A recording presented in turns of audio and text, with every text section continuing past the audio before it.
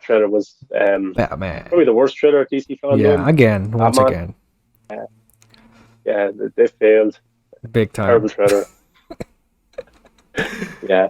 No, I like to call this the Blade Runner 2049 of the comic book movie genre. Yeah. It just looks like Blade Runner to me, especially that cafe Yep. shot with the Riddler sitting there and that alleyway, just lightning and all that kind of stuff. But yeah, so talk about this law and Saturday, but the trailer was fantastic.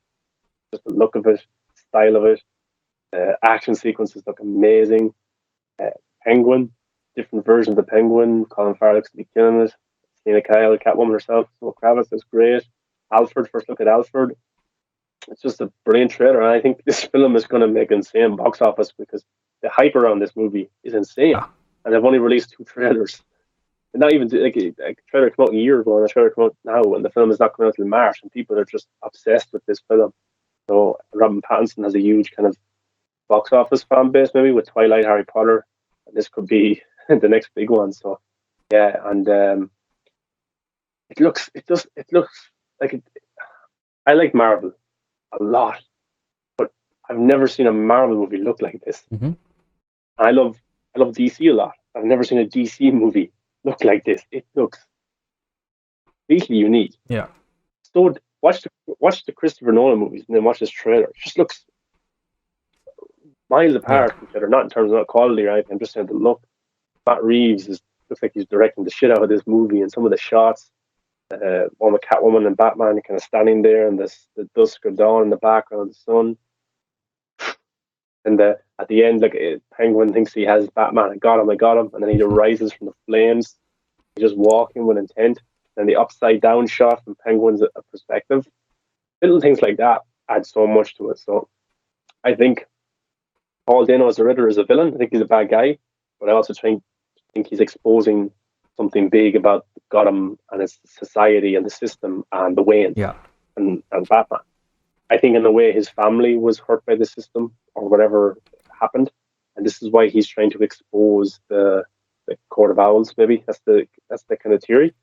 I think the Riddler knows that Bruce Wayne doesn't know what his parents were involved with.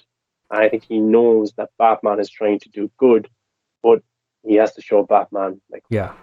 why is he actually like, are you fighting for your parents because they You're died? part of this too. If that's the case, yeah, if that's the case, you should see what your parents were. So I think by the end of the movie, Batman won't be fighting for for his parents to avenge their death. I think he will be fighting because he realizes that I have to fight for the people of Gotham City to make sure nothing like this happens again. I think that's what the Riddler will show him, even though he's a villain. Hmm. Yeah. Look, firstly, I would say that I was supportive and looking forward to this movie before, just because it's a non-DCU movie, and I believe that just having a cinematic universe shouldn't limit you, into making just the cinematic universe movies, which the DCU is bad at doing anyway. But still, I think the MCU is a great structure for a cinematic universe, but I also would love to see um, Marvel movies outside of the MCU as well, which we never get. And I think the DC movies have been doing that a lot, like with Joker, the Batman, and they probably have more projects in development.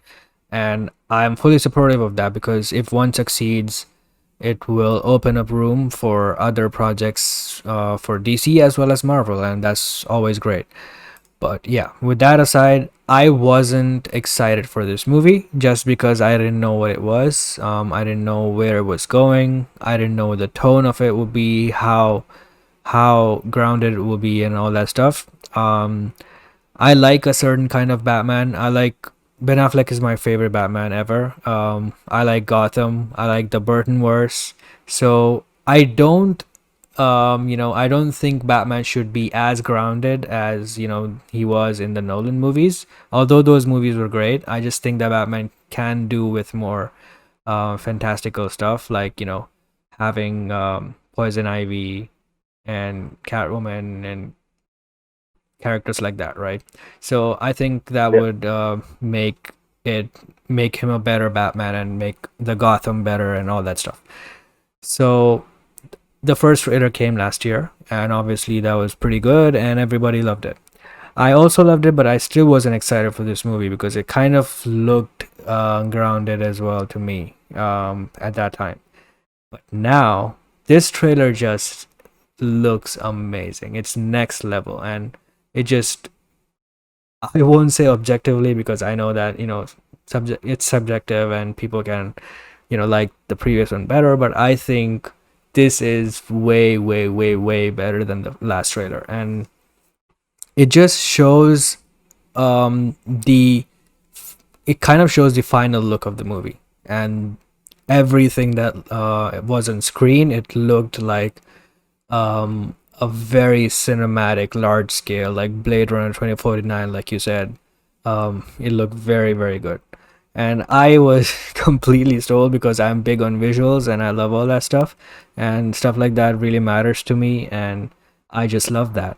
So the tone of the movie looks pretty amazing. There's not a single joke. Batman is just brutal as fuck. He's just going on violently hitting everyone, and that's really good. I like that.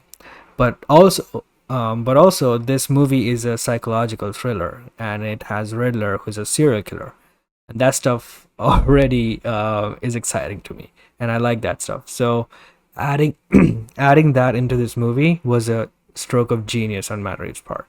And I like the Telltale Batman stories, and I think that explored the Waynes in this manner as well, and they also showed that one of the one of the plot points of that Batman was also that the Waynes could be corrupt, and they exposed them. So I thought that's a brilliant take on the Wayne parents, because usually we had the dead parents and then they're just gone. But now, that they brought them back into Batman's story, and I just love that. And it's a pretty good, way of utilizing every single thing that's available in the Batman lore. Like even Gotham City, right? You have so many gangs, mobs, mobsters, Falcone, Maroni, Penguin, the Iceberg Lounge, the Catwoman, all these stuff, right? Apart from Batman, there's so much stuff that you can develop, but a lot of the movies don't do that. Gotham did that, but I can understand because that's like a 6 season show. Obviously, they have the time to do it. But yeah, I love all that stuff, and that's back in this movie. Batman Begins had that. They explored the mobs and stuff, and this movie just looks like next level. It's unlike anything that came before it, and now I'm very excited for it. And particularly the last shot is like it's chef's kiss. Yeah, it's fantastic, and I think Matt Reeves is definitely building up the rogue gallery of Mm-hmm. Batman, something that we've never seen before. I did appreciate in the Christopher Nolan movies that Scarecrow, after being the villain in the first one, was in The Dark Knight, and he was in The Dark Knight Rises, even if it was just a small kind of role. I did appreciate that because it shows you that those are previous stories that happened and the characters recur. And I do think if Heath Ledger didn't sadly pass away, he would have been in The Dark Knight Rises. And I think that film kind of was good, but like it was tainted by the loss of Heath Ledger, which was sad. But I think he's building up the road gallery. I think we'll see all these characters. There's supposed to be Mad Hatter in this movie as well. Maybe Two Face, Harvey Dent. Maybe. Um, Firefly. I think eventually Firefly is another kind of rumor going around. I think eventually we'll get to the Joker, just not yet though. I think maybe the third movie will have the Joker, but I think for now, so many characters you can do. Clayface, you can do Mr. Freeze. And I do think this is a world where it's very hard to know from the trailer, but I do think he's going for a mixture of the grounded element like Nolan, but also a little bit of the Yes. supernatural stuff like Snyder, Yeah. in terms of like a killer croc It's can the perfect exist, middle or ground. um, yeah, I think that's what he's going to do. You won't see And I think that'll Shazam be flying around in this reveal. universe. Yeah, yeah. But I don't think that's something you reveal in the trailer. I think you show that off in that world in the movie or in the sequel that there's kind of supernatural things to it. But maybe he can make a good case why a man like Killer Croc could exist Mm-hmm. or stuff like that. We'll have to wait and see. But yeah, love the feel of it. Fantastic trailer.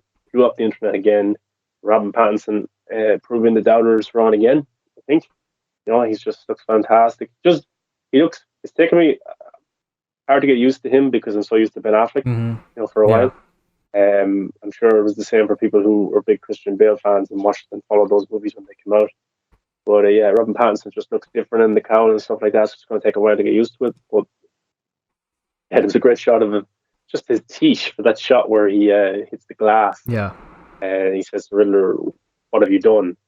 Just his teeth look, I don't know, perfect for everything. It just looks, and he doesn't look like Robin Pattinson when he's in the back cowl. Yeah. When he is Bruce Wayne, it looks like two completely different people. So that's interesting. And this movie can't come quick enough.